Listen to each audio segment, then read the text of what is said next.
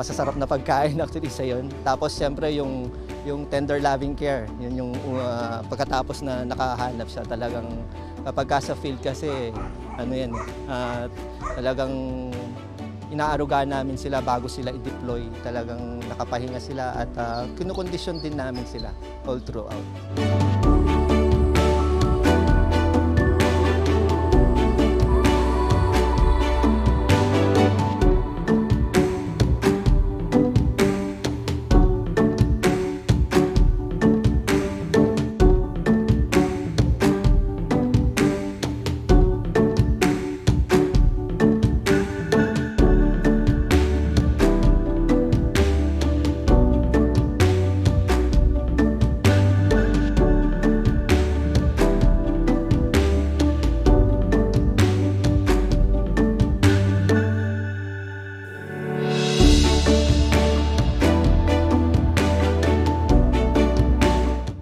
Very keen yung kanilang smelling power, yung kanilang smelling ability, mas malakas kaysa sa tao. So mas mabilis sila makapag-search and time is of the essence when it comes to collapse structure.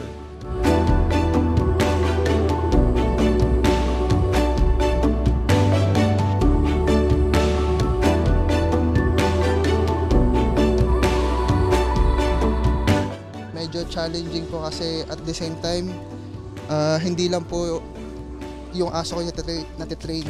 Siyempre po pati ako rin po, alam mo yung tinuturuan na bata, gusto mong sumunod sa'yo.